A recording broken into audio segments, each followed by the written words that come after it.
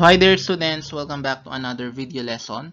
So after nating i-discuss yung addition of rational algebraic expressions, we are now down to our last operation, which is subtraction of rational algebraic expressions. So let's start. So for our lesson objective, so we will be subtracting similar and dissimilar rational algebraic expressions. So before we proceed to our main discussion, let's have a short activity. Subtract the following rational numbers. So let's have number 1, 5 over 12 minus 1 over 12. So as you can see, similar fractions po sila. It's because pareho po yung kanilang mga denominator. So we'll just subtract the numerators and then copy the denominator. So that will become 5 minus 1 all over 12. And then 5 minus 1, that is 4 over 12. And then we simplify 4 over 12. So the greatest common factor of 4 and 12 is 4. So if we divide 4 by 4, that is 1. And then 12 by 4, that is 3. So our final answer will be 1/3. Next, 4 over 9 minus negative 6 over 5. So we apply the rule in subtracting integers. So, ganun pa rin. So, we change the sign of the subtrahend and then we proceed to addition. So, ang mangyayari po nito, so 4 over 9 and then plus 6 over 5. And then, pwede nating i-apply yung butterfly method. So, wherein, i-multiply natin yung 4 tsaka 5, i-add natin sa product ng 6 tsaka 9, and then, over dun sa LCD. By the way, the LCD of 9 and 5, that is 45. So, if we apply butterfly method, that is 4 times 5, 20, plus 9 times 6, that is 54. All over the LCD, 45. Now, 20 plus 54, that is 74 over 45. 74 over 45 is an improper fraction, so we need to change it into mixed numbers. So that will become 1 and 29 over 45. So we cannot simplify anymore 29 over 45. It's because wala na silang greatest common factor aside from 1. So this will be our final answer. Next, negative 1 over 7 minus 2/3. So, magiging negative 1 over 7 plus negative 2/3. So, and then yung LCD, that is 21. So, pwede nating apply pa rin dito yung butterfly method. So, that is negative 1 times 3. Negative 3 plus 7 times negative 2, that is negative 14. And then we add negative 3 plus negative 14. So, same sign lang po sila. So, 3 plus 14, that is 17. And then copy the sign negative. So, our final answer will be negative 17 over 21. So, here are the steps in subtracting similar rational algebraic expressions. So, in subtracting similar rational expressions, subtract the numerators and place the difference over the denominator. Simplify if possible. So, kagaya lang po ng pag-add ng similar rational expressions. So, ang pinagkaiba lang po is yung operation. Okay, and then, if A over C and B over C are any two rational expressions, then A over C minus B over C is equal to A minus B over C, where C should not be equal to 0. It's because magiging undefined. So, lililimit natin, hindi natin hinahayaan na yung ating mga denominators ay maging 0. Okay, so kasi magiging undefined. Okay, so let's have examples 1 and 2. Number 1, 6a minus 2 all over 5 minus a plus 3 over 5. Okay, so since similar rational expressions nga sila, so ang gagawin lang po natin, so subtract natin yung mga numerators. So that will become 6a minus 2 minus the quantity a plus 3. So, ang technique po sa subtraction of rational expressions, yung subtrahend po natin, ine-enclose po natin yung buong term, kung ilang terms man yon sa parenthesis. And then, ang mangyayari, ganun pa rin, mababago yung mga sign ng mga terms. So, and then over 5. Now, 6a minus 2 minus a minus 3 all over 5. And then, we combine like terms. So, 6a minus a, that is 5a. Negative 2 minus 3, that is negative 5 over 5. Now, using the common monomial factor, so we will factor 5a minus 5, wherein the GCF is 5. So, we will factor 5, and then yung term na nasa loob ng parenthesis, that will become a minus 1 over 5. Now, we can cancel out 5 and 5, numerator and denominator. So, our final answer will be a minus 1. Next, x squared over x minus 8 minus 5x plus 24 all over x minus 8. So, again, x squared minus, and then yung 5x plus 24, naka-enclose sa parenthesis, all over x minus 8. So, kasi minsan, ang nangyayari lang dun sa minus, kunyari, minus 5x. So, yun lang po yung nagiging negative. And then yung 24, positive pa rin siya. So, x squared minus 5x minus 24. As you can see, nag-iba yung mga sign ng subtrahend over x minus 8. Then, using factoring general quadratic trinomial, so what are the factors of negative 24 that when added will give a sum of negative 5? The numerical coefficient of x. So that factors are negative 8 and 3. So we write x minus 8 times x plus 3 all over x minus 8. Now we cancel out x minus 8. So our final answer will be x plus 3. So again, applied pa rin po dito yung ating mga factoring techniques. Examples number 3 and 4. Number 3, m squared all over m squared plus 4m minus 5 minus 1 all over m squared plus 4m minus 5. So magiging m squared minus 1 all over m squared plus 4m minus 5. Now, using factoring difference of two squares, m squared minus 1 will be factored as m minus 1 times m plus 1. So again, regardless kung nauna yung positive and then yung minus. Okay. And then m squared plus 4m minus 5 will be factored using general quadratic trinomial. So yung factors ng negative 5 na magbibigay ng sum na 4 ay m plus 5 tsaka m minus 1. Okay, now, ika-cancel natin yung m minus 1. So, ang matitirang sagot na lang will be m plus 1 all over m plus 5. And then for our last example, 7p minus 10 all over 4p squared minus 9 minus 5p plus 7 all over 4p squared minus 9. So, magiging 7p minus 10 minus the quantity 5p plus 7 all over 4p squared minus 9.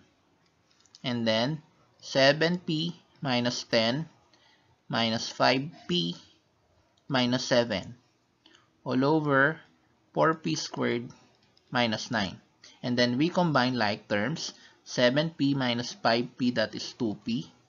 Negative 10 minus 7, that is negative 17 all over 4p squared minus 9. So, we can factor 4p squared minus 9 using difference of two squares. However, kapag pinactor natin yon, wala naman pong makakancel is because the numerator 2p minus 7 is not factorable. So, our final answer will be 2p minus 17 all over 4p squared minus 9. So, here are the steps naman in subtracting dissimilar rational algebraic expressions. So, first, we need to find the LCD, the least common denominator. And then, we rewrite each expression as an equivalent expression with the LCD, and then subtract the numerators and keep the LCD. Finally, we simplify if possible. So let's have example number 1. X minus 6 minus 2x plus 5 all over 3. So, we get the LCD of 4 and 3.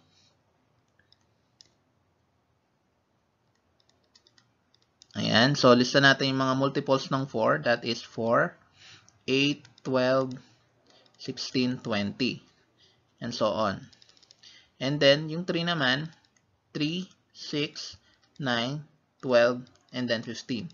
So, as you can see, the least common denominator is 12. Okay, so 12 po yung ating LCD. And then, rewrite lang natin x minus 6 all over 4. And then, what must be multiplied to both numerator and denominator? So, kung 4 ito, so 12 divided by 4, that is 3 over 3. Next, 2x plus 5 all over 3 times, dito naman, 12 divided by 3, that is 4. So, we multiply 4 over 4.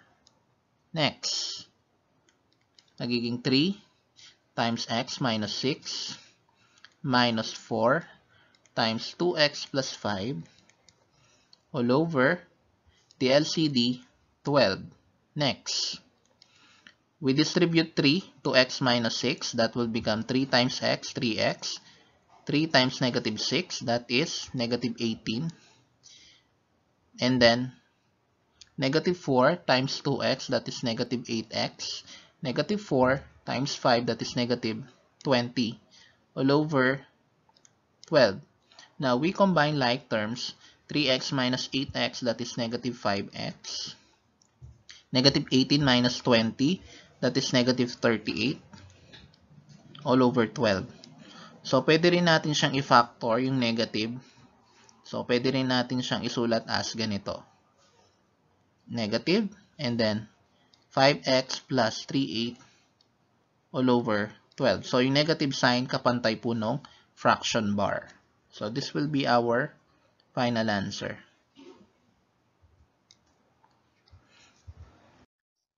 Number 2, 7 over 3x minus 4 over 5x squared.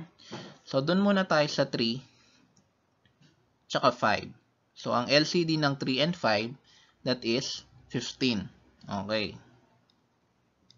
What about x and x squared? Okay. So, hindi po natin pwedeng isulat as x. It's because x squared yung isa.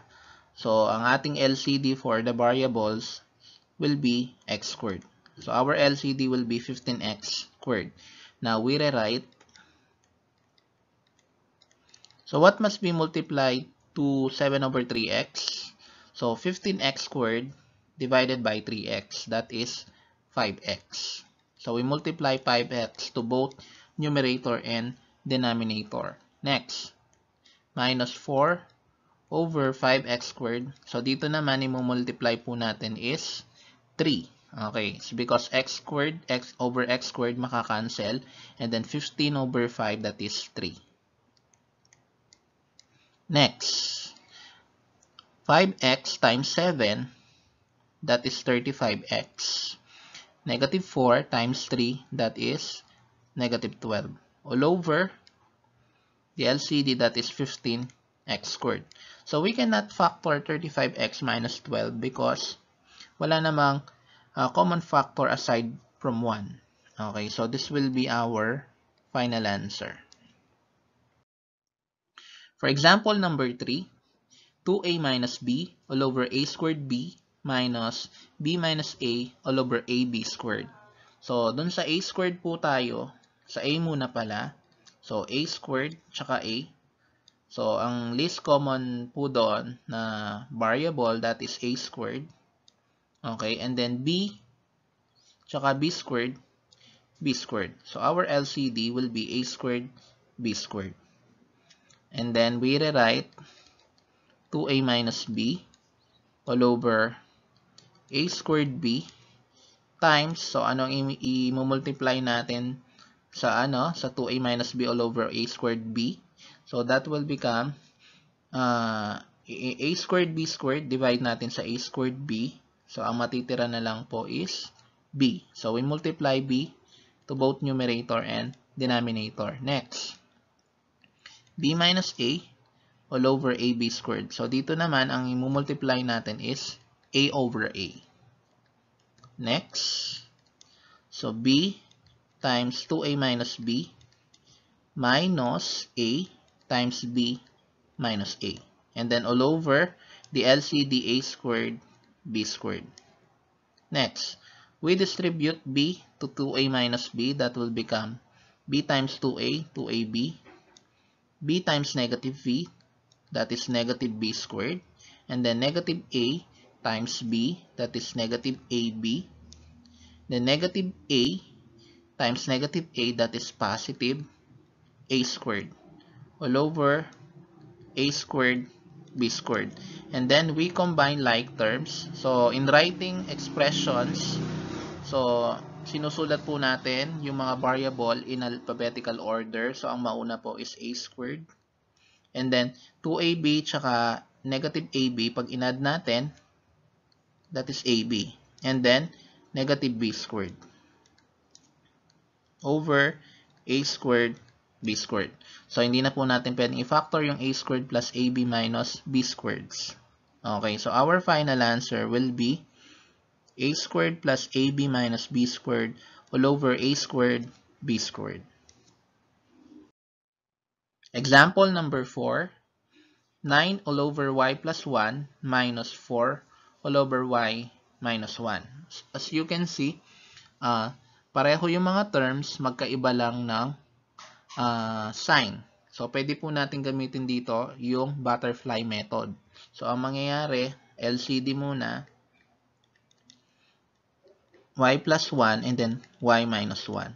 So, pag butterfly method, magiging ganito siya. 9 times y minus 1. Okay. And then, minus 4 times y plus 1 all over the LCD y plus 1 times y minus 1. Okay, and then we distribute 9 to y minus 1. That will become 9 times y, 9y. 9 times negative 1, that is negative 9. Minus 4 times y, that is 4y. And then negative 4 times 1, that is negative 4. All over y plus 1 times y minus 1. And then we combine like terms, 9y minus 4y, that is 5y. And then negative 9 minus 4, that is negative 13, all over y plus 1 times y minus 1. Okay. Then, kailangan natin i-multiply yung denominator. So, 5y minus 13. So, since parehong terms lang and then magkaiba ng sign, so we multiply the first two terms and the two last terms. So, that is y times y, y squared. 1 times negative 1, that is negative 1. So, our final answer will be 5y minus 13 all over y squared minus 1. Next, example number 5. 3x all over x plus 2 minus 5 all over x minus 3.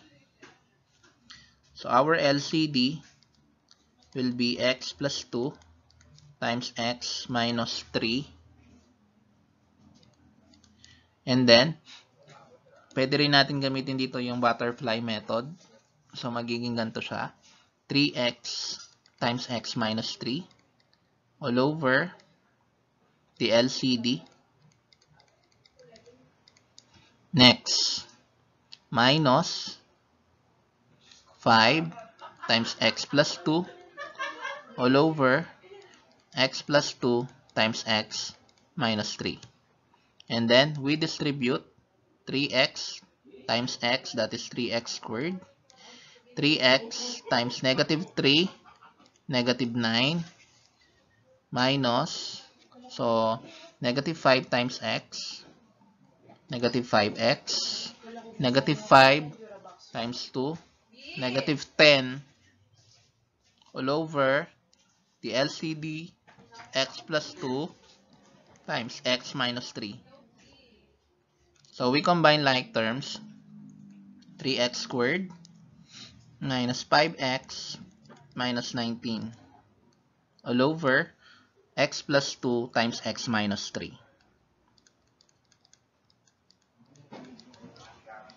Okay, so 3x squared minus 5x minus 19, hindi na po natin siya pwedeng i-factor. So, i-multiply lang natin yung denominator. 3x. So, using FOIL method, x squared minus x minus 6. So, this will be our final answer. So, for our next example, number 6, 8 over k plus 6 minus 3 all over k squared minus 36.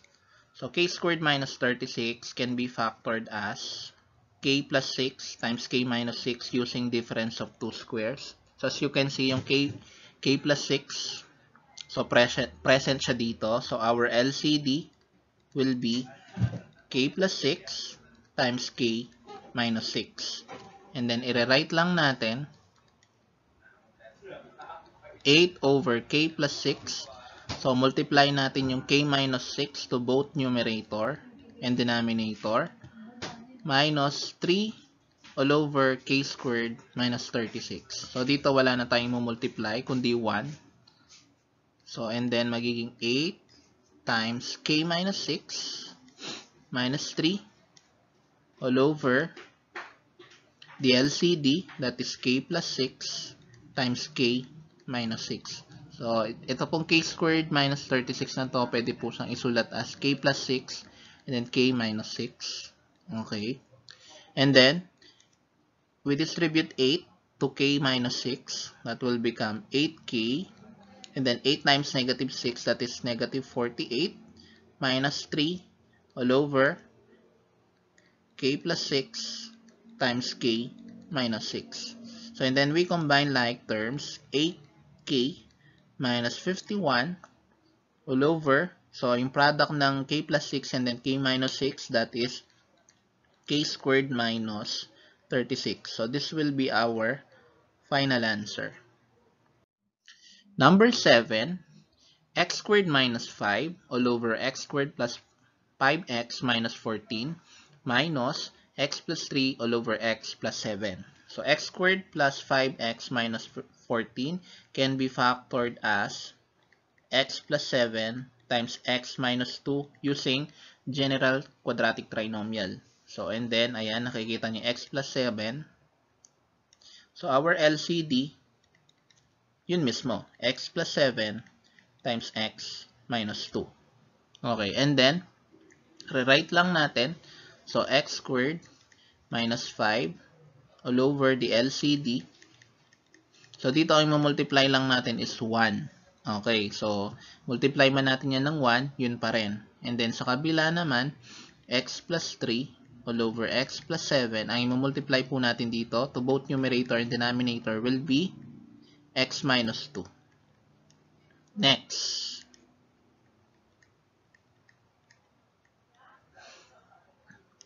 So, kunin natin yung product ng x plus 3 tsaka x minus 2 all over the LCD.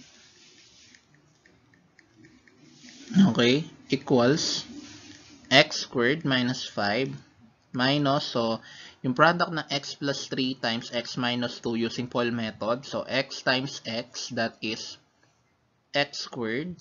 And then, yung sum ng outer terms and inner terms. So, x times negative 2, that is negative 2x. And then, 3 times x, 3x. So, pag pinag-add natin yon, magiging x lang. And then, 3 times negative 2, that is negative 6. Then, all over x plus 7 times x minus 2. And then, we combine like terms. So, ito pong mga terms na x squared plus x minus 6, mapapalitan po yung mga sign. So, x squared, tsaka yung x squared. So, x squared minus x squared, mawawala po. And then, copy natin yung negative 5. And then, magiging negative x. And then, yung negative 6, magiging positive 6. All over x plus 7 times x minus 2. And then, i-rewrite lang natin negative x, and then negative 5 plus 6, that is 1, all over yung product ng LCD natin, yung x squared plus 5x minus 14. Pwede natin siyang isulat as naka-factor yung negative, and then x minus 1 all over x squared plus 5x minus 14. So this will be our final answer.